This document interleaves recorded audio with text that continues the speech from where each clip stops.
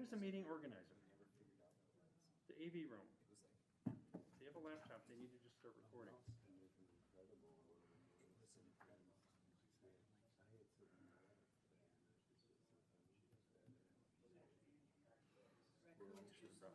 I couldn't do it last time. I set up my computer last time and it wouldn't work. Meeting organizer, so you have to start a meeting.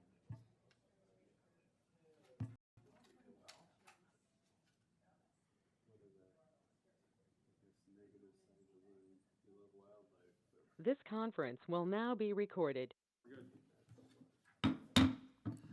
Good evening, everyone, and welcome to the City of Warrenville Public Works and Infrastructure Committee of the Whole. This is a regular meeting. It is Monday, June 13th, 2022. May we have a roll call, please? Alderman Ashour? Here. Alderman Berry? Here. Alderman Davalos? Here. Alderman Krischel? Here. Alderman Lockett? Here. Alderman Widener? Here. Alderman Kruckenberg? Here. Alderman Goodman? Here. Thank you. A notice from the mayor was received in accordance with the electronic attendance policy. Due to an illness, the mayor requests to attend electronically. The mayor will be deemed authorized to attend the meeting electronically unless a motion objecting to the mayor's electronic attendance is made, seconded, and approved by 2/3 of the members of the public body physically present at the meeting. Does anyone wish to make a motion? Hearing no objections, I declare that the mayor be present electronically. If you would all please stand for the Pledge of Allegiance. I pledge allegiance to the flag of the United States of America and to the republic for which it stands, one nation, under God, indivisible, with liberty and justice for all.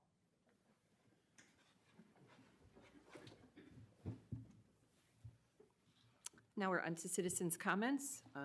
Actually, we have no one that has registered for a comment. But if there is anyone in the audience that would like to make a comment, when we get to one of the items on the business of the meeting, they're more than welcome to come up and make a comment.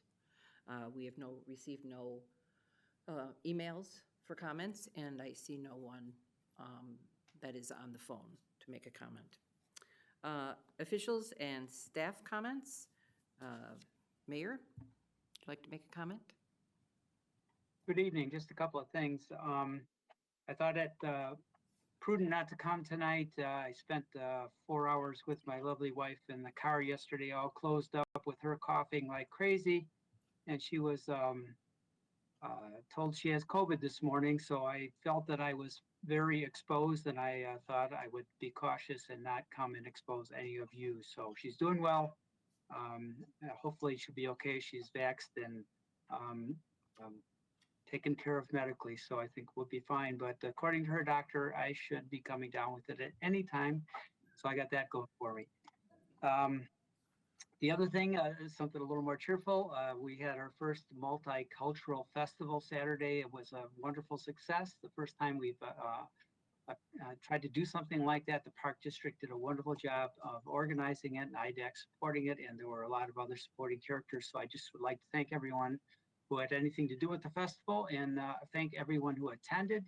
And hopefully we can start doing this every single year, and every year it will get better and be even more fun and interesting for everyone. So that's all I have for this evening. Thank you. Thank you. Alderman, any comments? Alderman Widener. Yeah, just a quick notice in advance of this Sunday. I just want to wish all the fathers out there a happy Father's Day. Thank you. Thank you. Anyone else? Okay. City Administrator Coakley? I don't have anything else for tonight, thank you. Okay. Is there anyone on the staff that would like to make a comment this evening before we can begin? Okay, very good. Now on to the business of the meeting. Number one, consideration of 2 change requests for the Enterprise Resource Planning Implementation Project. That would be our Finance Director, Kevin Dahlstrand. Thank you, Madam Chairman. Included in your backup materials tonight are two change requests from Quisitive, which is the new name of Mazik, who has been doing our ERP implementation for, unfortunately, about the last 4 years. Caller 1, if you would please mute yourself.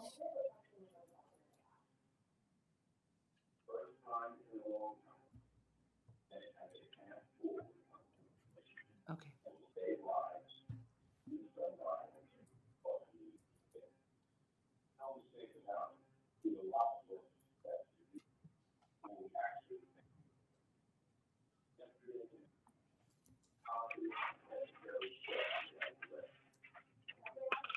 Caller 1, can you hear me?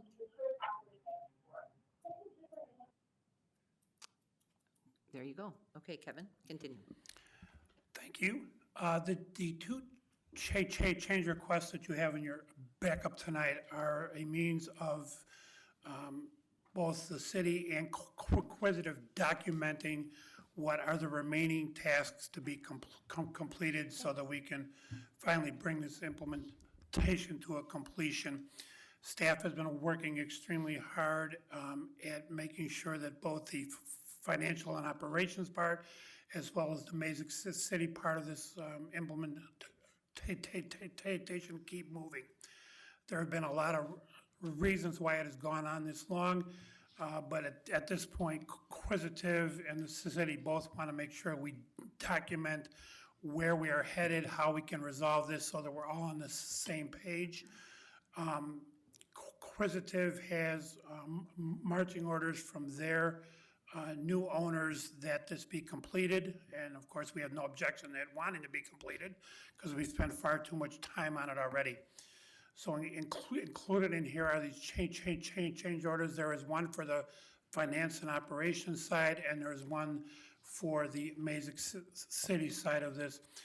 We are asking that you approve these change requests. They are $0 requests in that there is no financial remuneration involved in either one of these. They are merely our way for documenting what still has to be done. And we also ask that you direct the city administrator to sign off on the final actual plan and timing for how this will be completed. Included in here are some details of the things that still need to be done. On the Mazik City side, we still have work to be done on the citizen portal. Mazik City, which includes the community development and public works pieces.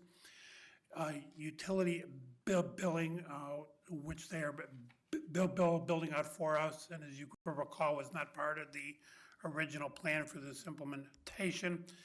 There is also a part that is the email and flow notifications, and what that does, it allows email to tell an employee that they have an action that they need to take in the system. However, that has been held up through a licensing and a tenant issue, and I won't try to explain all that, but there is an issue with where our system is housed in the computer world, and we're still trying to work all that out, and it's taken a lot of input from our side, from Dell, from Microsoft, and also AIS, which is our computer contractor. So these change orders will allow us to proceed and know exactly where we're headed at this point.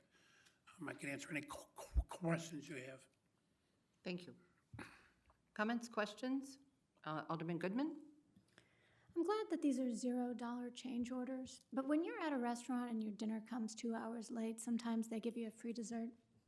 And when you're drafting a contract for a client, as I sometimes do, and people don't make deadlines, there are often financial penalties involved.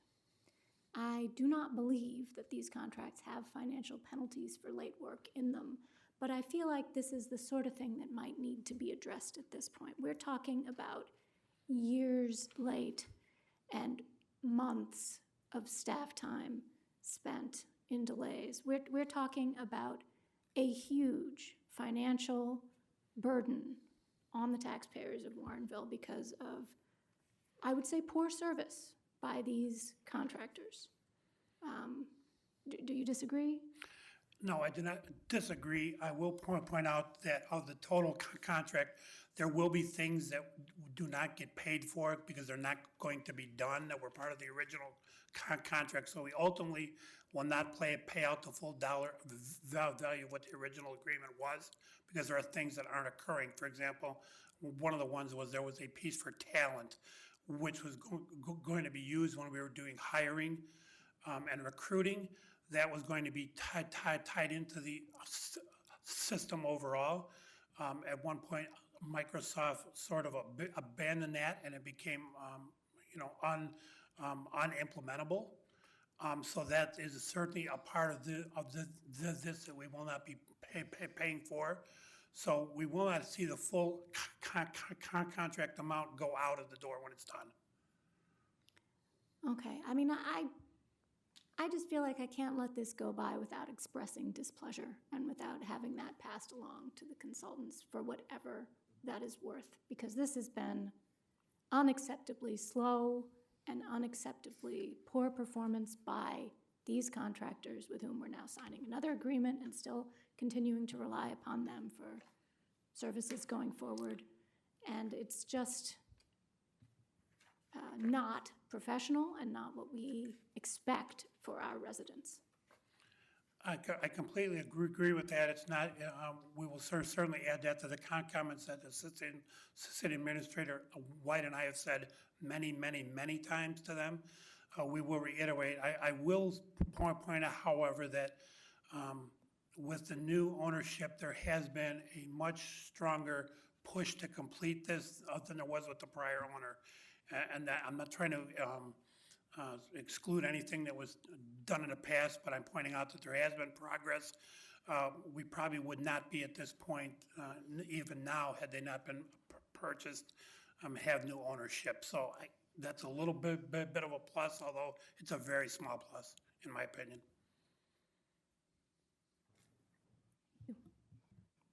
Alderman Widener.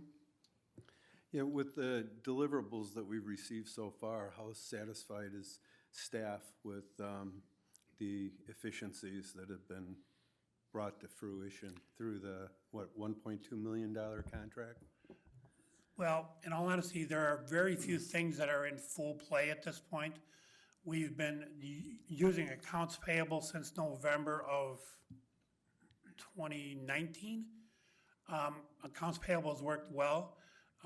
One of the issues we have, though, is it's not completely tied into the general ledger at this point. There are other things that are holding that part of it up. So that part is not, it works by itself, but it's not part of the overall ERP. It's not tied in very well. There are still issues we've been having with payroll, which we've been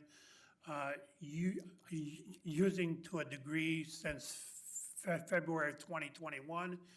And in January of this year, we went full on and payroll in there, which, as you recall, is tied into ADP also. So we've actually been able to abandon our legacy payroll system. But there are still issues we're fighting even with the new one right now. We've been fighting, a big issue has been leave management. Been fighting that for well over a year, trying to get that resolved. So it's been a constant fight, and we're not there yet, and we should be there hopefully by the time all this is done, by the end of September is the latest date that we have on here right now, and we hope to be there before then, but there are some things that have held us up beyond our control. This was supposed to bring us into the new century and help us to be way more efficient than we were previously with electronic communication and so forth, and interactions between staff and the public, and interaction between different departments. Are those linkages there at all? They are not there yet. The biggest one there being the citizen portal, which we wanted to be able to have the citizens interact with us, to be able to see such things as their utility bills and pay them online. Those linkages are not there at this point. Utility billing is not done, and in all honesty, I haven't seen too much of it yet. We've had 2 demos of it. We were supposed to have a third one last week. That did not occur and has been delayed again. So a lot of these linkages are not in there yet. When this thing is up and running and in place, I do believe it will improve our efficiency, but we have to get there before we can realize that. So you don't necessarily believe they're defaulting on the contract promises at this point? I think they have certainly defaulted on the timing of all of this, because it should have been done a long time ago. And there probably were some times along the way where there were some fines we could have implemented against them that were not done at that point. So I know they have not completed what they ought to have done by this point. We should have been done with this a long time ago. Do they have any kind of new deadlines set or time specific when they may deliver the rest of the things that are called for in this huge contract? Part of what these change requests do are document exactly the things that they are supposed to complete and that they have to complete. Due to a lot of the changeover that they've had over the life of this, a little bit of that continuity was lost among them. So we spent a lot of time as staff working with them to make sure that we knew what they wanted to accomplish, we knew what they were supposed to accomplish, and they know what they're supposed to accomplish. And the goal of these change requests is to document those things. Okay, thank you. That's all the questions I've got. Alderman Lockett. Alderman Wyman stole my deadline stuff, because it looks like 9:30 is the day for the longest day out. There's the payroll, procurement, the assets, the emails. Is there any way that we can hold them to that? Assistant Administrator White and I, and along with staff, do all we can to hold them to all of this. Staff is making, in my opinion, an unbelievable effort to keep this thing moving and to get down to the end of this. We spend a lot of time making sure we keep things, trying to move it. It's not always in our control. Quite frankly, very little of this delay is on our staff as far as I'm concerned. The majority of the delay of this has been all on them. We do all we can to make sure this moves. As a matter of fact, I had a discussion today again with them about payroll. They've got a date in here at the end of July. We are aiming to have that done by the end of June. So now, will that happen? I can only hope it does. I'm doing all I can to make sure it gets there. They need to work along with us to get it there. Yeah, I don't think any of us question the staff and them wanting to get this done, right? I just need to know if I need to plan the party for October 1st, you know what I mean? I don't want to have the balloons and everything show up and then it's not there going. So that's the only reason why I was asking, because we know in other contracts, the liquidated damages, and everything, and obviously, it's just something with new owners, right? And they want to get this done. Well, if you want to get this done, then, what are you going to do in the event you don't? What do we get out of this then? Because for our pain and suffering. So that's all I was asking. Got it. Thank you. Alderman Widener. Yeah, they've been paid out, or are they paid out on a routine and regular basis? Absolutely not. Last council meeting, we paid them a $56,000 payment for pieces of the Mazik City component that was done. That's the first time we'd paid them anything on the contract in over a year at that point. So there's still a ways to go before they were, if we were to pay out the whole thing, there's a ways to go yet.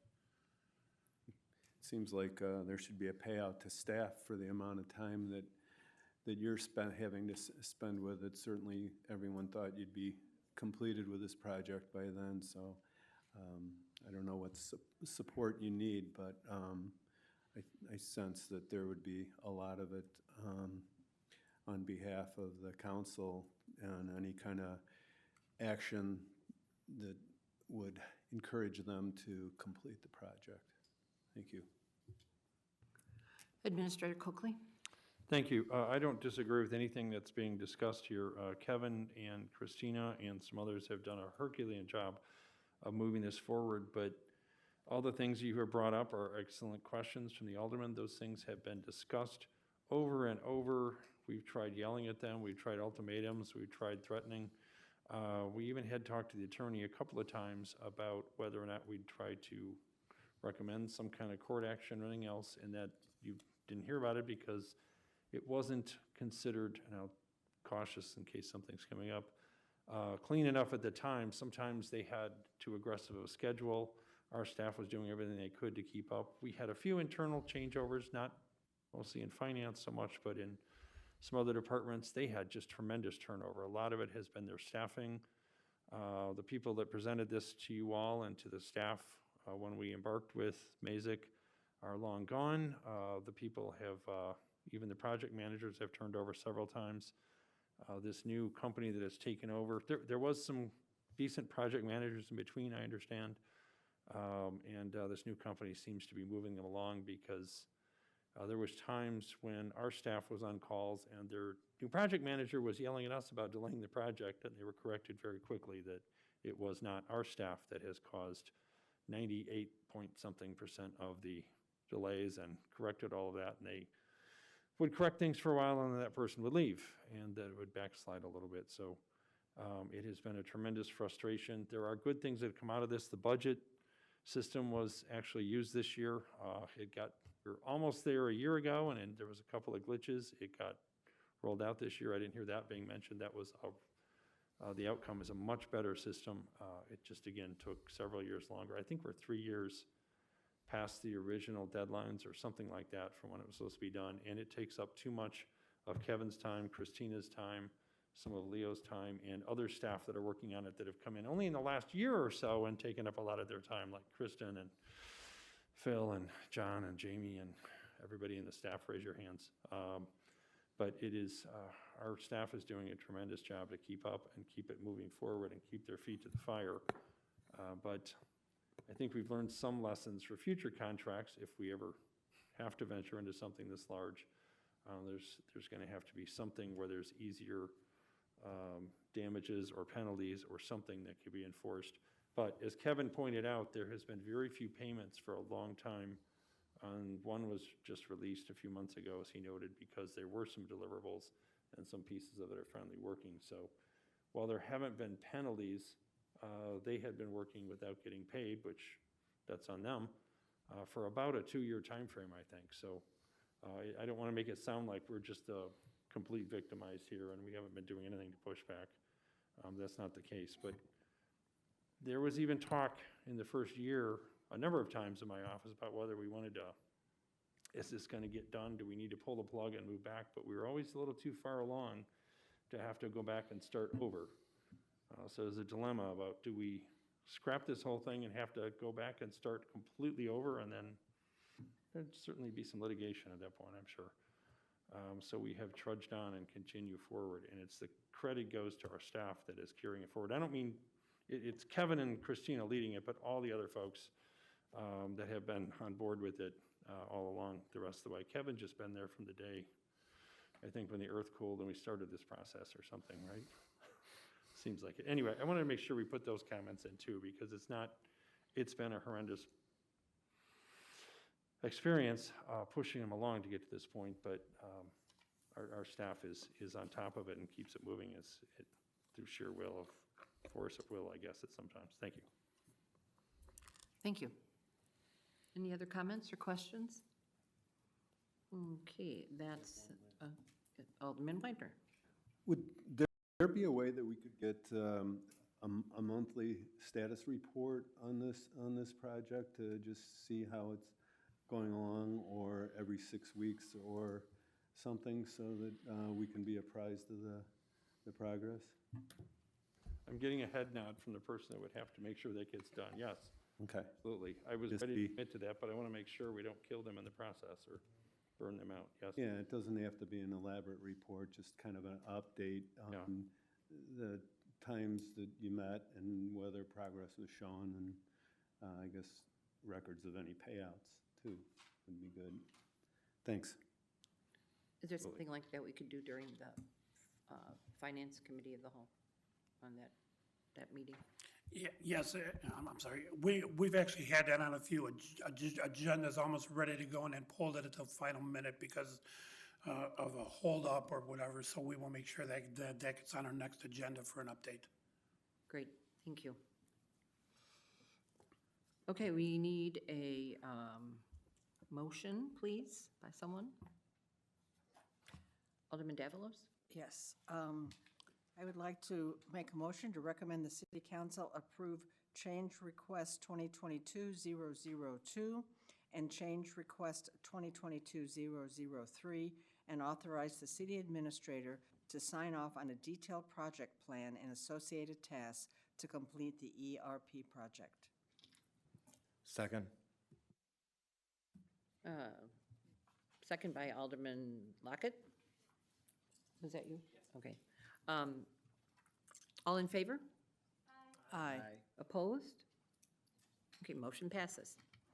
Number 2, consideration of IDOT AGA for traffic control device maintenance. That would be Public Works Director Phil Kukler. Thank you and good evening. The agreement included with the agenda backup materials is a standard 10-year agreement that replaces the previous 10-year agreement with IDOT that expired last July, I think. It covers state-maintained traffic signals on state highways in the city. Staff and the city attorney worked with IDOT and their attorney to make minor changes where possible, but the IDOT has this as a standard template that they're applying to all communities, so it's not so much of an agreement as IDOT kind of dictating here's what the terms of this are, and the city kind of sign off to acknowledge it. But anyway, the staff and the city attorney made some small changes where possible, but IDOT wouldn't allow any substantial changes. So the agreement is included with the agenda backup materials, and I'd be happy to answer any questions at this time. Thank you. Comments, questions? Alderman Goodman? Yes, on Exhibit A, it has the state and local share of certain intersections laid out. I just wondered where those numbers come from. I mean, I'm a little surprised to see something like, 100% local responsibility for a couple of intersections that include 59, which is obviously a state highway. They came from previous agreements between the city and the state. I don't have those agreements handy, but they, when we went through this and challenged them on it, they corrected a couple of them, but ultimately these have been the cost shares for the most part that have been documented in these agreements in the past. Okay, because it says in the contract that their standard cost sharing depends upon the number of approaches that are controlled by each body. So if it's a state road intersecting a local road, it would usually be 50-50, and I just Correct. wondered why some of them aren't. I don't have a great answer other than, again, through a previous agreement with the city and the state, and I'm not sure, like Mac Road is one that I look at as 100, they show as 100% local. Yeah. For energy charges, at least, the actual maintenance responsibility is 100% IDOT. I would guess that Mac Road intersection or signal only exists because Warrenville wanted a signal at that intersection at some point in time. And that wasn't necessary from the state's perspective. It was Warrenville with the development of probably Fox Hollow and some of Summer Lakes and that Warrenville requested to have that signal added. Okay, I mean, I'm sure the energy charges are not nearly as much money as the maintenance responsibility, so it's probably not a large dollar amount. But Correct. Okay, it just caught my attention. If anybody on staff remembers what that's from, then let me know at some future time, but, for now, that's fine. Any other comments, questions? Okay, we need a motion, please. I would like to make a motion to recommend the City Council pass a resolution approving the IGA between the City of Warrenville and IDOT for the maintenance of state traffic signals on state highways within the City of Warrenville. Second. We have a motion by Alderman Davalos and a second by Alderman Lockett. All those in favor? Aye. Opposed? Okay, motion passes. Number 3, consideration of purchase of a new Public Works cab and chassis. Director Kukler. Thank you. One of the Public Works dump trucks is due for replacement, and staff included those dollars in the fiscal year '23 budget, split evenly between the CMRP and the EMRP. The vendors informed staff that the delivery estimate after we order the vehicle will be something like 16 months. So from the time we order it, assuming council approves this, in the next week or so here, it'll be 16 months from then before we receive it and have to pay for it. So while that money was included in the fiscal year '23 budget, it's likely going to be carried over to the fiscal year '24 budget unless something drastically changes about the time frame in which we could receive the vehicle. So with that, I'd be happy to entertain any questions.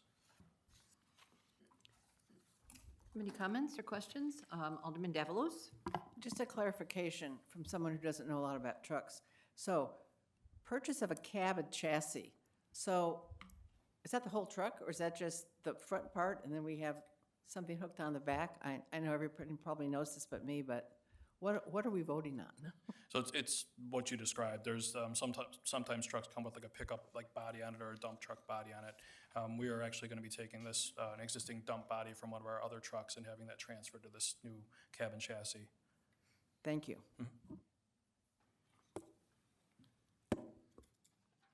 Okay, any other comments or questions? Okay, a motion, please.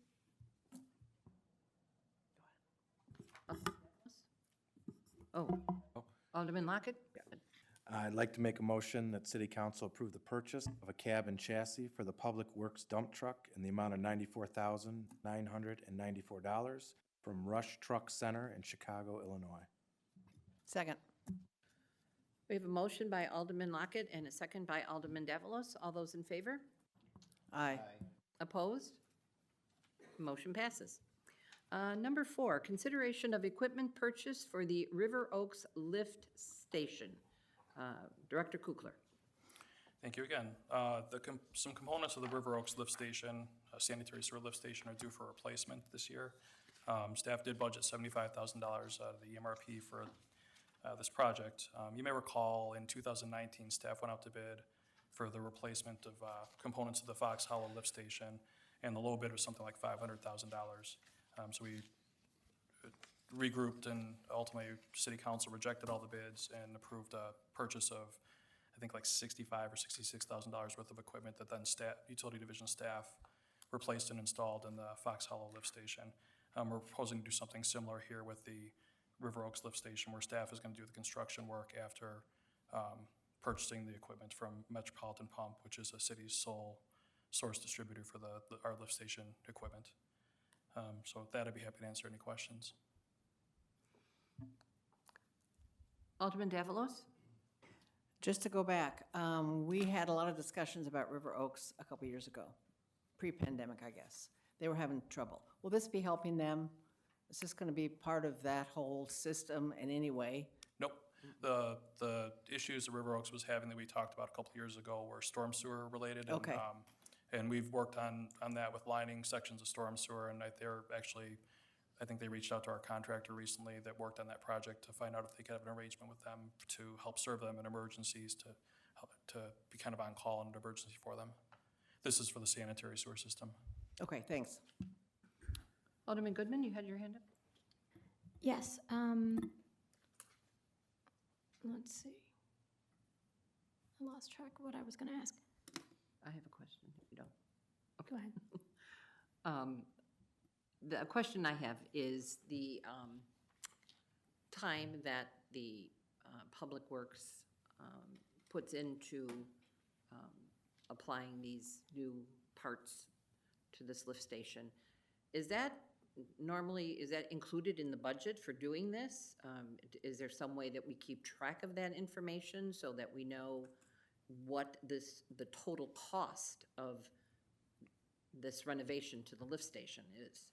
So we've included in the work plan to spend that, for staff to spend that time, street division staff and utility division staff take on different projects as we look at the entire year and what their availability is. But as far as tracking hours, Justin Miller and now Kristen after him have maintained a Google sheet where we track the staff puts in their time that they spend on various tasks. And a lot of it is like, tree trimming or different tasks they do regularly, but this would be a task where they would then, utility division would track their time, and we could afterwards report they spent X number of hours on this, and we could work with finance to determine what that cost would be, even though we aren't really writing a check for it per se.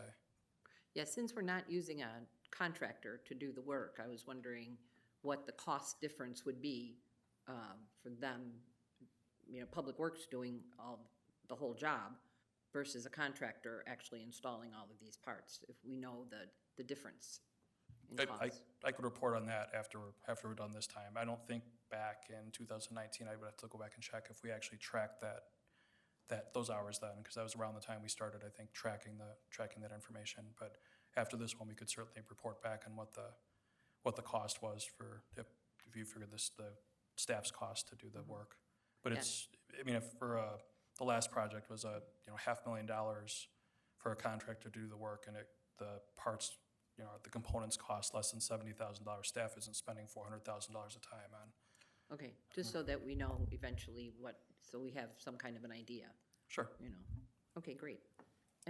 Alderman Goodman? Yes, my question was likewise about staff time, but it had to do with the vacancy. Is there going to be enough time for staff to do this, given the continued opening? Yes, there will. We actually there will be enough time, but then we also just got news today that one of our 2 positions has been filled, so that gentleman could be slated to start on June 27th, possibly sooner, depending on what his current employer does when he gives a notice. Okay, that's a good update to have. Thank you. Any other comments or questions? Okay, we need a motion, please. I move to recommend the City Council pass a resolution approving a contract with Metropolitan Pump Company for the purchase of lift station equipment.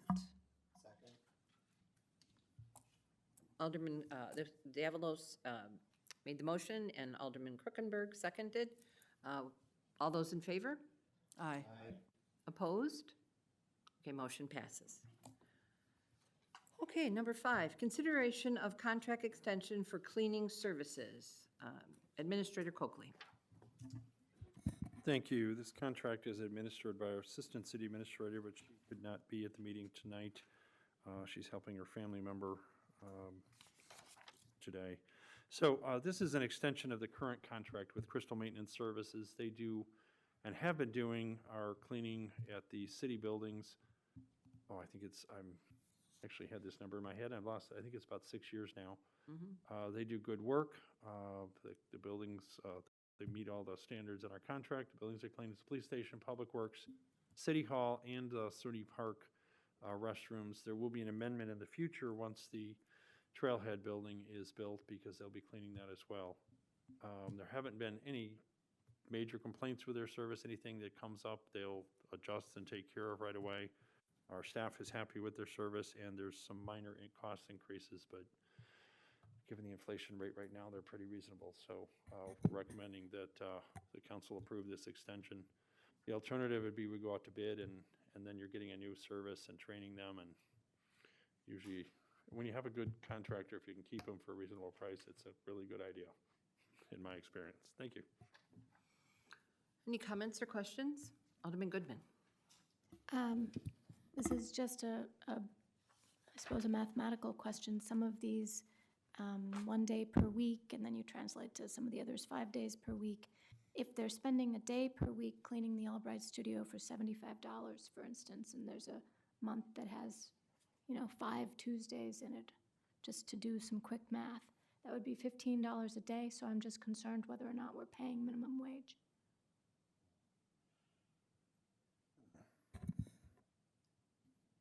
I am going to have to check that math. Certainly, they would be held and required to be paying minimum wage. It's a requirement of being a city contractor.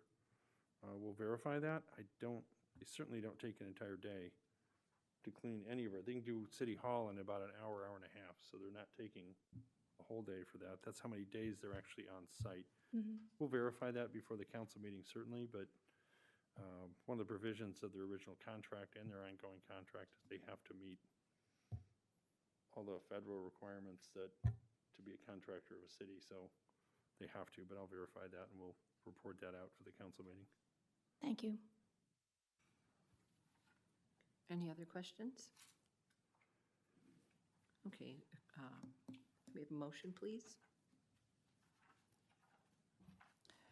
I'd like to make a motion to recommend the city council pass a resolution approving a contract extension with Crystal Maintenance Services for 2 years, expiring October 31st, 2024.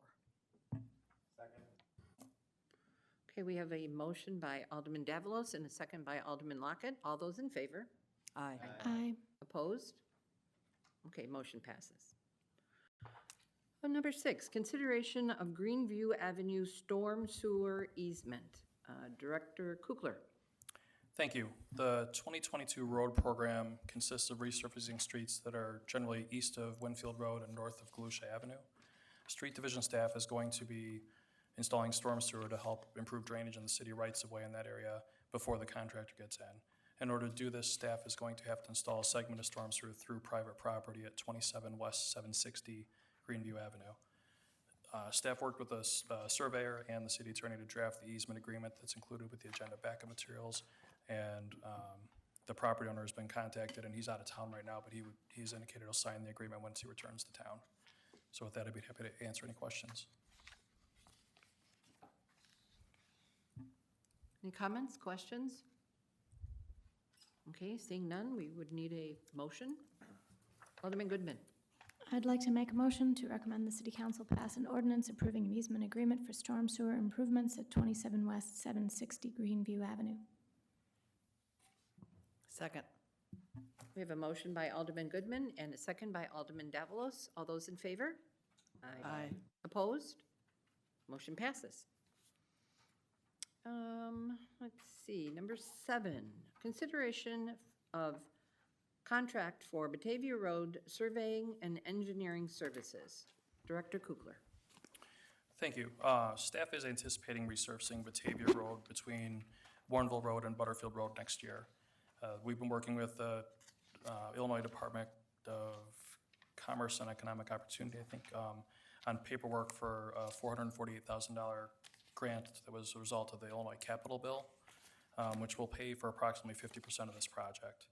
While we've been working through and finalizing the scope of the project, staff recognize that there's a long-standing issue with the combination of public and private sidewalk toward the north end of Batavia Road, near, closer to Butterfield Road, that's on the opposite side of the street from where the police department is.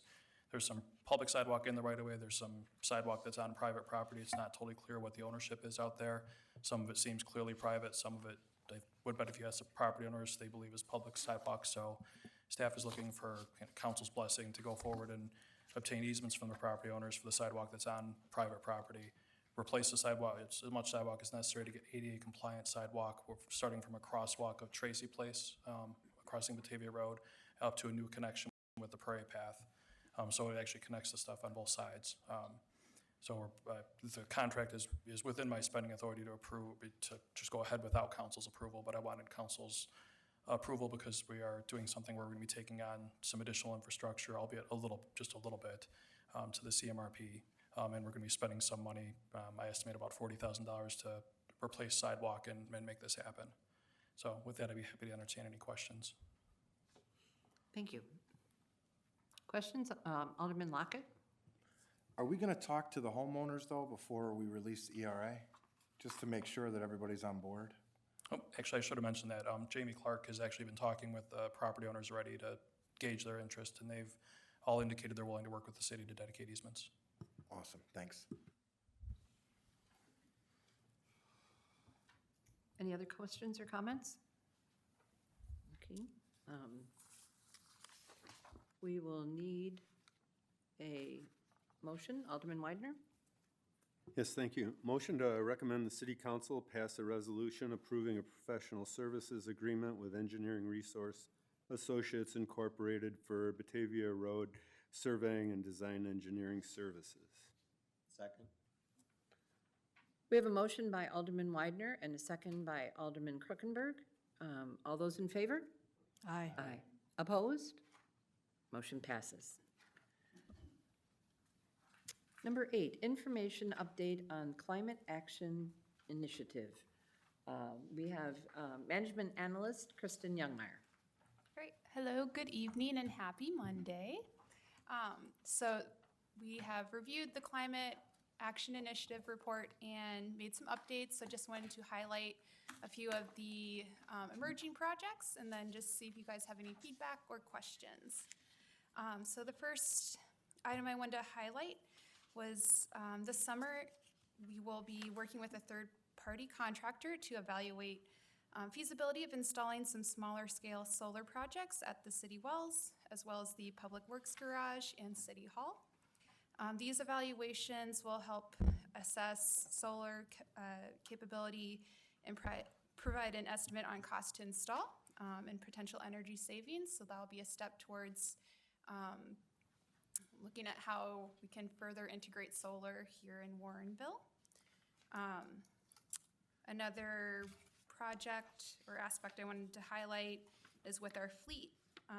So as you guys probably know, staff is very dedicated to delivering quality professional services in the community, and this also includes exploring alternative fuel options.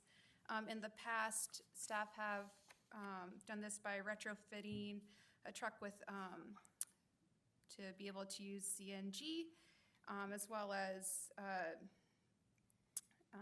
installing equipment such as diesel particulate filters.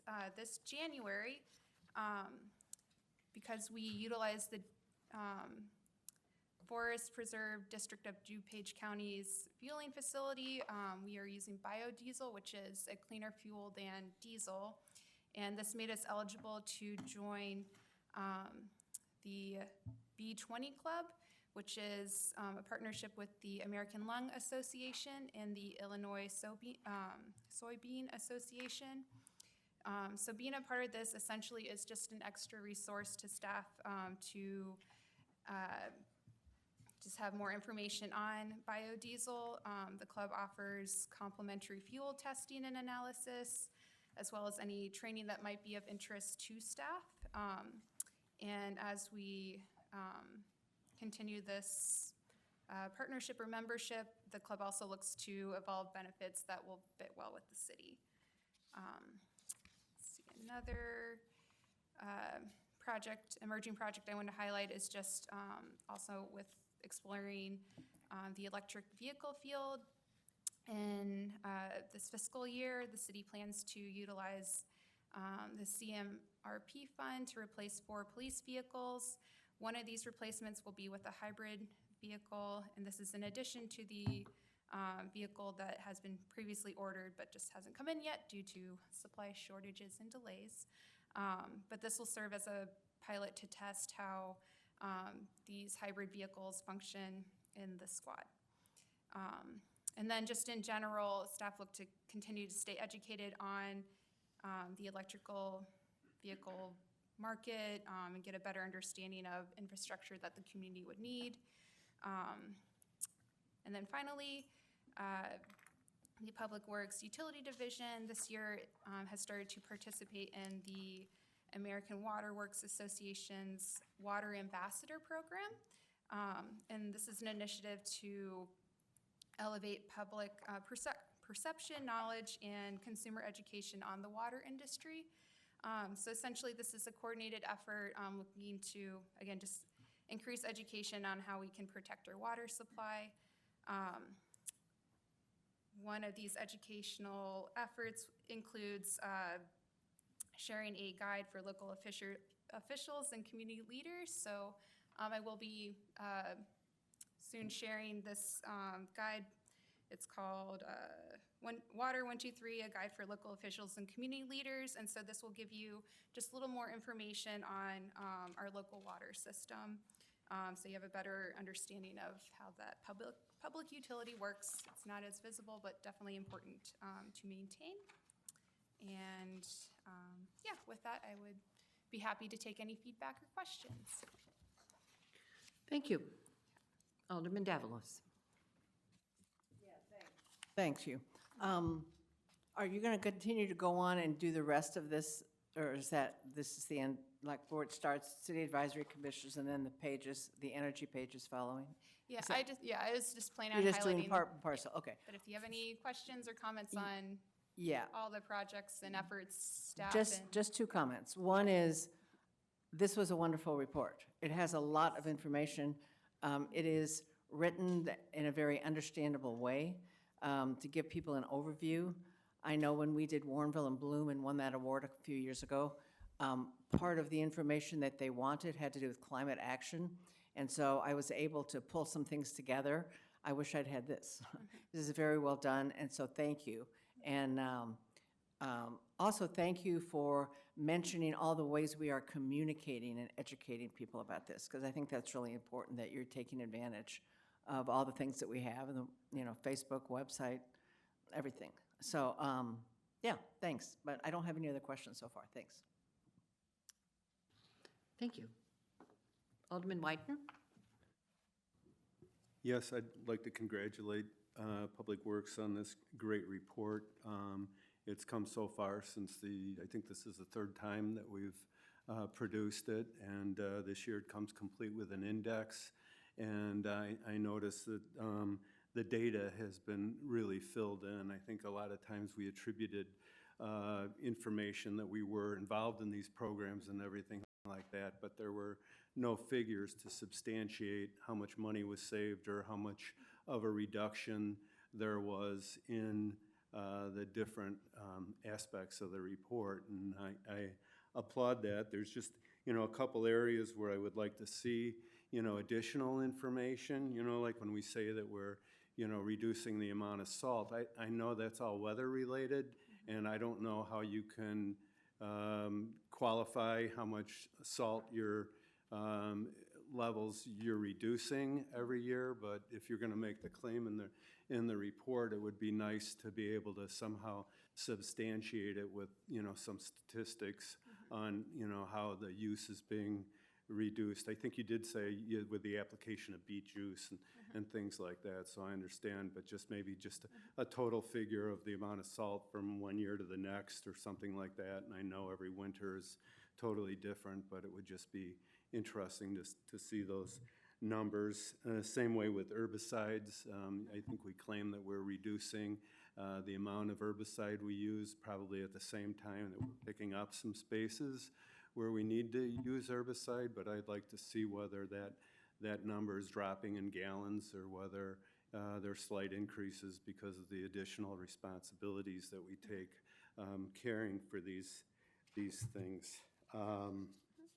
Also, I think there's savings mentioned with the LED program, and I don't know if we can capture what that transfers into dollars and cents, but if we're saving, if we're having savings as a result of the LEDs, it'd be nice to somehow have, figures to see what it is from one year to the next, or how it's changed since we moved on from the other system that we were part of. But and then the same way with permeable pavers, we're moving more towards that. How many square feet of permeable pavers were installed versus last year or the year before.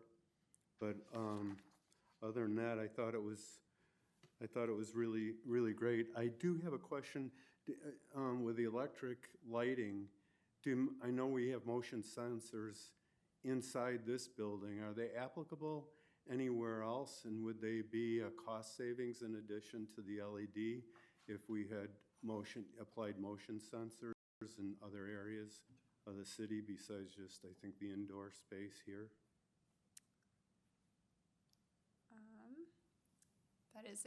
I will note that question, then that's a good opportunity. We do have them in other buildings. I mean, they're in, I think, every light switch in Public Works is a motion sensor. I can't speak for the police department off the top of my head. But I know in my office, for instance, I frequently find that it goes off because I'm being, shielded by a monitor or something like that. So that we do have motion sensors that automatically shut the lights off throughout Public Works. And I would imagine the police department too, but I would have to actually walk through and check. And there would be a cost savings probably with adding more if I don't- there were places. Yeah, we'd have to look into it and see. Okay. That's all the questions I had. Thanks. Alderman Goodman? First, I'd like to note that we have a wonderful member of our EAC here, and I wondered if she had any comments or questions about the presentation, since I kind of think this might be the item came for.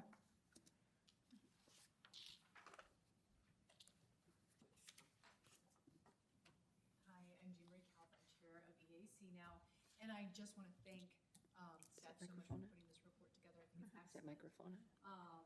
And I really, the only thought I had is, I think we all have to wait. Is it not on? I don't think it's on. Yeah, let's check and Is see. there a little button here? Okay. I'm Jean Marie Calf. Okay. I'm Chair of EAC now, and I want to thank staff for putting this report together. I found it also very readable, understandable, and thorough. The only thing that I thought of, and maybe this is for next year, is the coal tar sealant ban that we have passed. It doesn't fit neatly into climate change, but it certainly affects both air and water quality. A study showed that coal tar sealants are the #1 pollutant of the West Branch of the DuPage with PAHs. So that's something to think about for next year. And otherwise, well done, and thank you. Thank you for your comments. Thank you so much.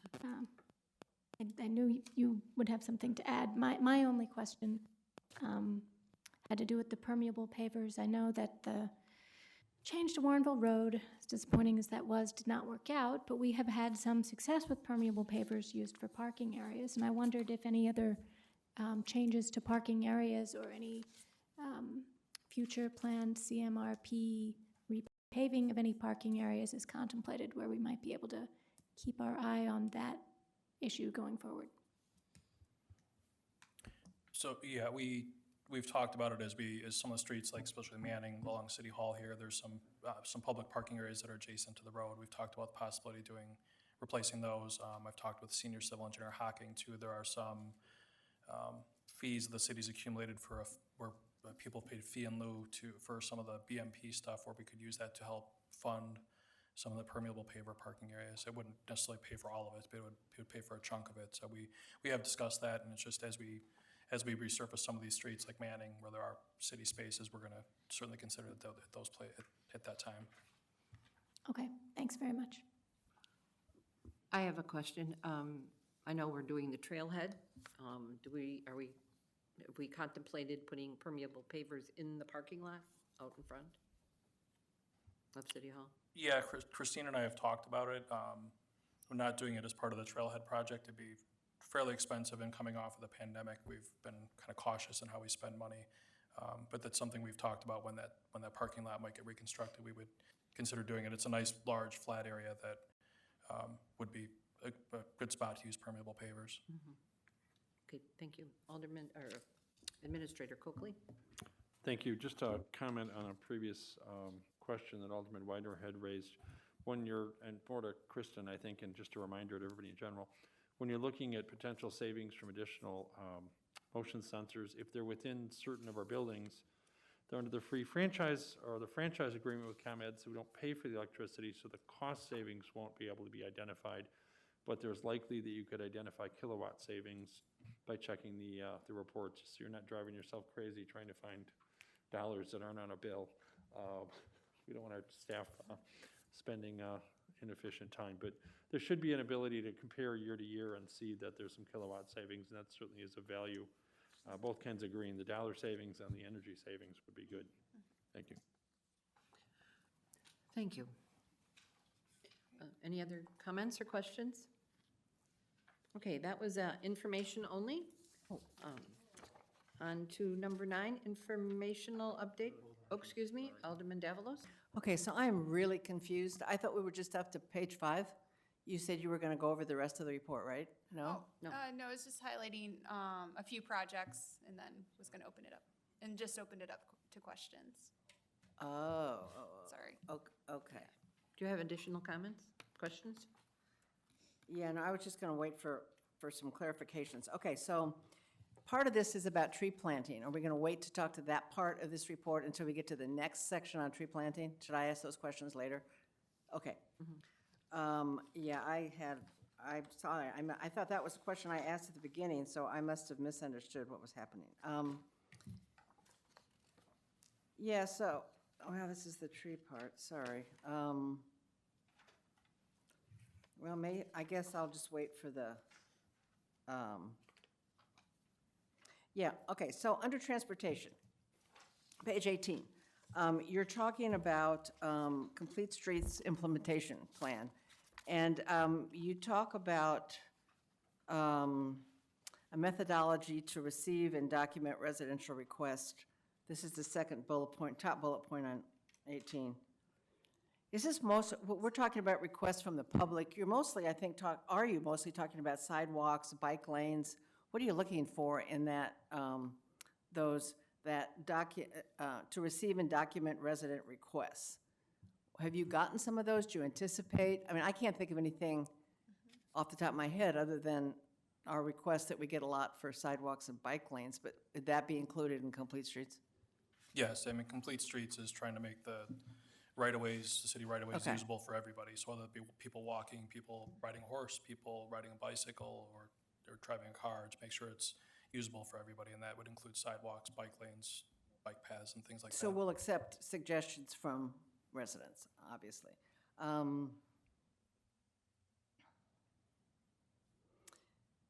Funding, okay, this is more, yeah, I can ask later on that one. Hang on for a second. Okay, I guess most of my rest are on the tree part of this section, but I'll wait till the next section. Okay, thanks. Alderman Widener. Yeah, you spurred another question for me, Alderman Davalos. The thing with the Complete Streets, are there now federal requirements or state requirements when you accept funding to require certain amount of pedestrian or additional components? Are there any requirements when you accept funding to put in sidewalks or make it accessible for bicyclists? No, not necessarily. I mean, if the project involves that, then that would be part of the scope. But I mean, we're going to be resurfacing the other section of Batavia Road from 59 to Fermilab next year as well, and that's just strictly the grind and overlay of that pavement with maybe a few patches and things like that. But no, Okay. I mean, there's bike path down there anyway already, but there's no component we're required to do anything with sidewalks or bike paths or anything like that. Okay, I was just wondering. And then you say that the city will develop all these methodologies, and I just wonder, is that in a work plan, or is that in this year's work plan or the upcoming one? No, it's in this year's work plan. I think it started in the work plan 2 years ago when the pandemic hit, and we just pushed it on the road. I mean, I'll be honest, one of the big challenges with Complete Streets is we got to fund it. And there's currently no funding source. The CMRP is not a funding source for that, because you're talking about building new paths, new sidewalks, and things like that. So it's going to be working with City Council to identify a funding source that would be available regularly every year to kind of accumulate funds, because these projects are also very expensive. So you're not going to fund $1 million a year of Complete Streets to do a project each year. You're going to fund several $1,000s a year that could accumulate and pay for a portion of engineering or a portion of the actual construction project. But that's something we've got to work out with City Council on what priority that is for council as a whole to put on that, and how much money we could find to potentially pay for that isn't already earmarked for other things. And then what that works out to, and being able to pay for a project. Because you might recall when Christine Hocking presented the Route 59 path project and just the phase 1 engineering contract, she has a table laid out of the kind of time frame involved. And from the time we receive the Surface Transportation Program grant, which pays for 75% of a path project, that just the construction engineering, city still has to fund 100% of the preliminary engineering and the final engineering before that. So it ends up being roughly a 50-50 split over time, and it's hundreds of thousands of dollars that, even though we receive $600,000 or $700,000, the city's still going to have to pay $600,000 or $700,000 to make that project happen. And there aren't currently funds that are just set aside for that. And that's one of the challenges with Complete Streets, is that it costs money, and we've got to find a funding source for that. Do you have an idea when council will be involved in those discussions to work with staff to develop recommendations on the funding for Complete Streets? I would think probably over the winter. At this point, it's not going to be this summer, I know that. Okay. Be later in the year. Will that be like a subgroup, or like some of the other groups that we formed, where there's like a study group formed, and then they, move it around like we did for the CMRP and come back with recommendations? Or do you see staff coming up with a group of options to discuss at a city council meeting? I don't know. No, it probably, I mean, given how the productive, like the EMRP and CMRP work groups have been, it probably would be a good idea to form a work group with a couple of aldermen to talk about it. And I mean, with the CMRP work group, we've had, good ideas on, from Alderman Kirschel and yourself on funding, and just even if the ideas aren't, ultimately we decide we don't want to proceed with that, or it's not the right idea, having a bunch of different ideas from different perspectives is helpful. Okay, thank you. Alderman Davalos. One last thing. So on that same list of bullet points on 18, you talk about the policy and funding levels will be based, this is for complete streets, on Warrenville Complete Streets Policy Cost Estimate Scenario Planning Memo dated November 1st, 2019. Is that would be available on the website or something? Do you know where that would be, just to see where we are? We could, if it's not available on the website, we could make it available on the website. I'm sure it was included in whatever the city council meeting when the policy was adopted, but I would, Okay. we could make it more obviously available on a page on the website. It'd probably be interesting to take a look at it, since you guys have been discussing financing and money and things. So I don't remember, I mean, it's years ago, so I don't remember, I don't have it. So anyway, okay, thanks. Okay. Any other comments or questions? All right. Again, that was information only. All right, on to number 9, informational update on existing tree policy and Public Works FY23 work plan. Director Kukler. Thank you. During my budget presentation back in February, City Council requested an update on the city's current tree management program. At this meeting, we talked about it at the February meeting. The decision was made June would be an appropriate time to bring back an update on that. You may recall back in December I presented that Davie Resource Group tree management plan, and that just as a refresher, the city contracted with Davie Resource Group in late 2019. They performed a tree inventory during the winter of 2019 to 20, and finishing up in either late winter or early spring, and then they produced the tree management plan and delivered to the city in May of 2020.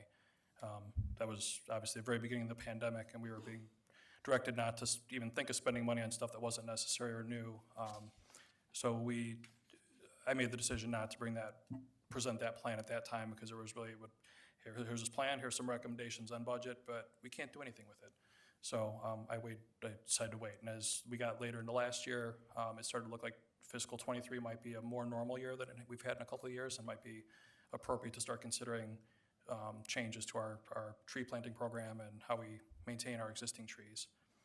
So last winter, or until last winter, street division staff kind of wasn't exactly reactionary with its pruning of trees, but it wasn't a set, like, we're gonna hit an X number of percent of trees every year. I mean, when they spent about 1,200 hours last winter pruning about 750 trees, and in talking over with Jamie Clark, there were trees that they hadn't trimmed in like 10 years. So it wasn't they weren't hitting them as frequently as you should be touching them. And so the Davie Resource Group had like a 5-year cycle of touching all the trees in town. So you work your way progressively through town, and even if a tree doesn't need to be trimmed, at least you've inspected it and seen it, everything looks good with it, and you can move on and document that. But otherwise, they did some pretty a lot of work trimming trees. They spent a lot of time, and I think Jamie went through with Herbo at one point to talk through like just what they were doing, and he said most towns don't do that level of pruning. Most towns are just trying to trim the lower branches to make sure trucks don't hit them and things like that. They weren't taking the care to look through and try to make sure the trees were going to be healthy, and really trimming out a lot of the dead stuff and things like that. So part of the reason we did that is we wanted to be able to evaluate the amount of time staff spend doing that, and is it feasible for staff to get on that 5-year cycle and perform that work in-house. We haven't worked through those numbers yet, but that's one of the things I'm going to be bringing back later this year as part of a recommendation, in determining whether staff can do that in-house or whether we should be contracting that work out. And then the other part of a tree management program is to look at our tree planting program. Currently, we don't do much in terms of planting trees. I mean, I've talked about with Alderman Widener. our current program is basically if somebody wants a tree planted in the parkway, they pay for it, the city plants it, and the expectation is that the homeowner then will maintain it, which usually involves just watering, but it's still a commitment on their part to try to make sure it survives. We aren't going around and watering the trees as part of that program. And we aren't, when we cut down a tree, we aren't necessarily just going out and replacing with another tree. So there's no one-to-one replacement of trees we remove. So that's what we do currently. It doesn't mean it's right, but it's what has historically been done, at least for a number of years in the city. What I want to do as the year progresses here is to work through with staff to figure out a couple of different alternatives compared to that and bring back a recommendation in December to council as to what staff believes is the right approach to a tree planting program, and including costs for those alternatives too. I anticipate talking to the arborist and as well, and possibly talking to Morton Arboretum too, to talk through the ideas and like what our alternatives are, so we get some tree experts' opinions too as well to help support and feed into what we're going to recommend to council later this year. And then the timing of bringing that forward in December would allow us to then, at the beginning of the budget process, if there are changes and increased funding requirements, to work that into the budget at that time and be ready for the fiscal '24 budget. So with that, I'd be happy to answer any questions. Thank you. Alderman Davalos? Yeah, thanks for that explanation. That kind of helps us get started, I think. So the only way a resident, we're talking about parkway trees at this point, okay. So first of all, you have this reference to a 5-year budget prepared by Davy, includes some of the annual tree planting. Is there a copy of that to see what they covered or what they're thinking about a budget for us for 5 years? Would that be, again, maybe on the website or somewhere? I'd just like to know what Sure. we're thinking about. Yeah, and part of that budgeting also includes, it's not just there's the small part of the tree planting. They honestly weren't recommending a large program.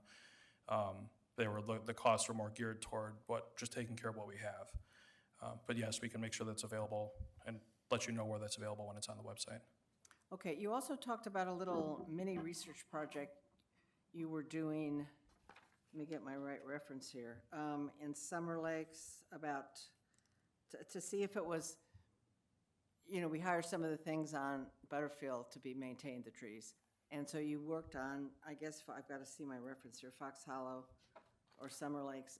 Did you ever come to a conclusion on if our staff could do it, or if it was just too much? Because you said you looked at 750, a lot of trees. We haven't, we did, that was roughly 1,200 hours spent pruning about 750 trees. We haven't finished that evaluation to determine whether that's something among the other work we do to be feasible. Because I also have to look back at how much time we've spent normally just pruning trees. Okay. Because we weren't doing nothing before. We were doing some pruning, but I have to have comparison to look at that. Yeah, I'm just inquiring about some of these things because I want to get in my mind, a good baseline where we are, and then the next step, as you've been mentioning, is to go forward.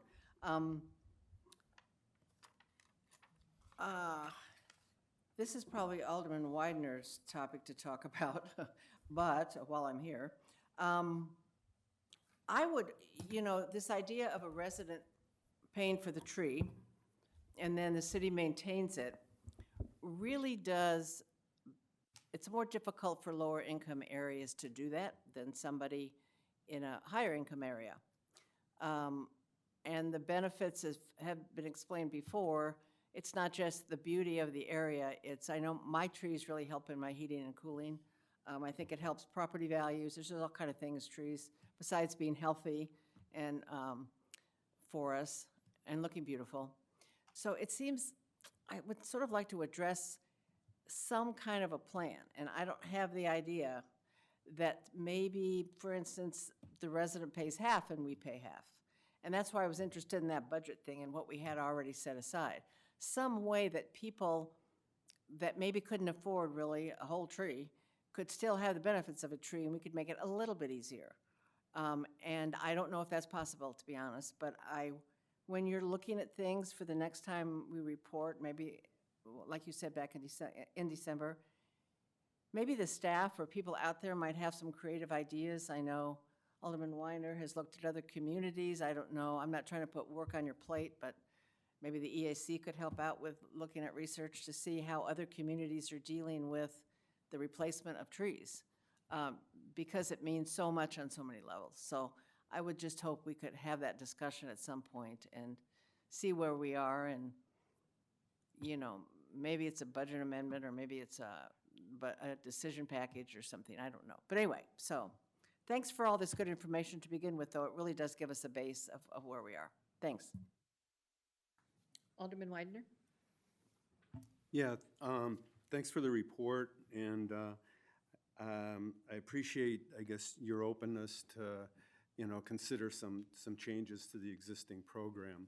I know there's a lot going on across the nation and across the world. You know, we've had a lot of warm weather the last 20 years, and it's only going to get warmer. And as we think of Warrenville from 50 years from now, it would be nice to plan, you know, so that we've got an adequate tree canopy, which I think is recommended in most cases to be somewhere between 30 and 40%. And I think overall, Warrenville's is at 30%, so we're not far off. But when you look at the heat sensing data that can be easily ascertained through, gosh, what's the name of the group?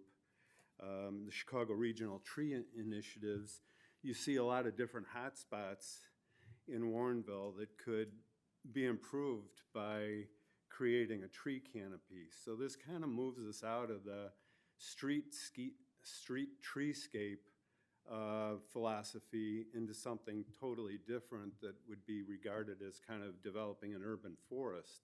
And that's what many areas are doing. And with an urban forest, there's a lot of benefits that can be attained.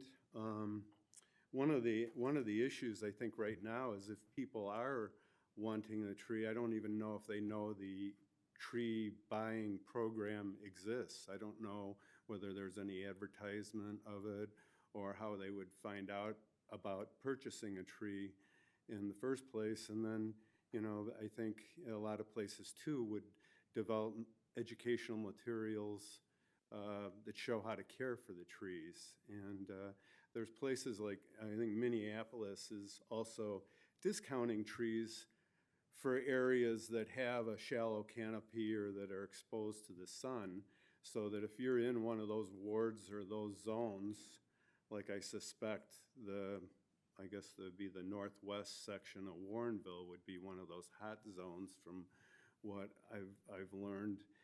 Maybe those residents would be able to buy a tree cheaper than, say, the rest of the residents who live in an area that have a full canopy.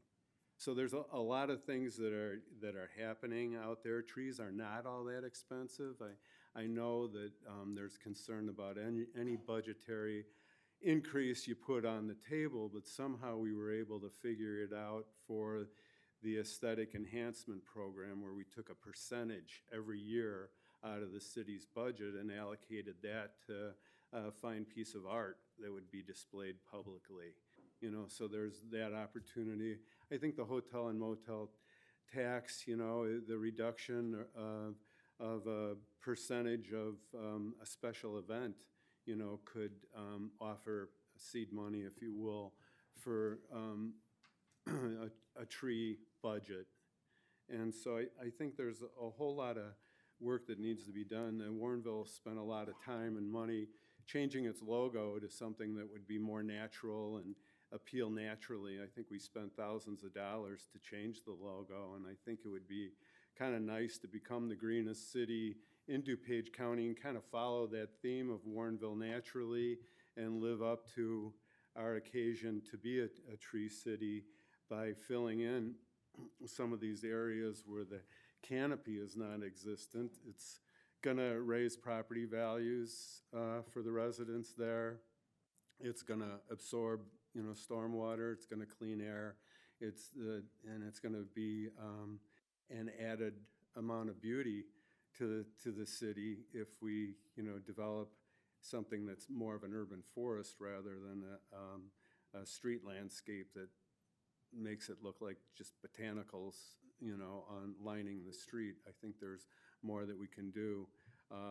You know, part of our town butts up against the forest preserve. You know, the oak hickory forests or whatever. I mean, maybe ordering trees that will blend into that ecosystem type in the long run would be something that Warrenville could do. So I think, and there's all kinds of data and science that is available for free that will help, determine. So it's not like the city has to hire a consultant. Some of these plans are readily available, and that there's, groups that will assist you in developing a planting plan and moving forward with something that will help reduce heat in the long run.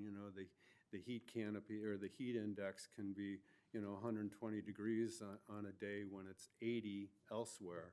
So I think there's, a lot of work that could be done, and I hope, we weren't able to put anything in there as far as a budgetary request last year. You weren't prepared to do that, and I sure hope that this coming year that we'll be able to submit a budgetary request. And there's also a lot of expertise with EAC and a lot of other individuals in the city that could help us move from kind of the traditional streetscape design to something that would be more of an urban forest and a canopy layer that would, benefit all the residents in many, many ways. So, thanks. Thank you. Alderman Goodman. Well, first, let me just second practically everything Alderman Widener just said. That was great. Secondly, one of the things that comes to my mind when we discuss the high costs for planting and maintaining trees is that fairly recently, I think a couple of years ago, we ended up suspending our memorial tree program. I believe if you think back to what some of the problems were with the memorial tree program, one of them is that we weren't charging enough. The people who would pay to have a tree planted didn't really cover the cost of maintaining that tree for the long term. One problem was sort of physical, that the signs that were put up would get damaged or stolen or have vandalism. I think these days with GPS tagging or even geocaching, people would know that this was the tree that they had paid for or that was the memorial tree without there needing to necessarily be a sign on it. I also think with a GIS planner, we could keep track of that with some ease if we did institute a program like that again, so that people would be able to take pictures of their child over, a couple decades of coming to visit the tree if they wanted to. Like, let's say you planted a tree upon the birth of a child, just an idea. Doesn't have to be a memorial tree for a deceased family member or friend. But I do think that there are people here in town that love nature, that love our forest preserves, that would donate on special occasions or for special people to have trees planted here in Warrenville, and that might be a funding source if we priced that appropriately so that it would either contribute to the total cost of trees that we were going to be planting anyway, or perhaps if somebody had the wherewithal to fund fully what we think the cost would need to be to make it, a healthy tree for the long term that the city could replace if it died, perhaps, for a given period of time. So when you do your research with the Arboretum, I know that there are other cities that have very successful memorial tree programs and don't necessarily have a little sign that gets stolen. I think, I would just love to see the memorial tree program reinstituted in some fashion, and I think this could possibly kill two birds with one stone, because there are people in Warrenville that have wanted such a program in the past, and we do need funding, and those two things line up nicely. Thank you. Anyone else? Okay, that was no action requested. It was just for discussion purposes only. And now on to number 10, which is the review and file the Public Works Department FY 2023 work program and decision package status report. Does anyone have any questions regarding that? Or comments? Okay, none. We have that concludes everything under the business of the meeting. We have nothing under miscellaneous, and all we need is a motion to adjourn. I move to adjourn. Second. Okay, a motion and a second to adjourn. All in favor? Aye. Opposed? We are adjourned. Thank you very much. Thank you for watching, everyone. Good night.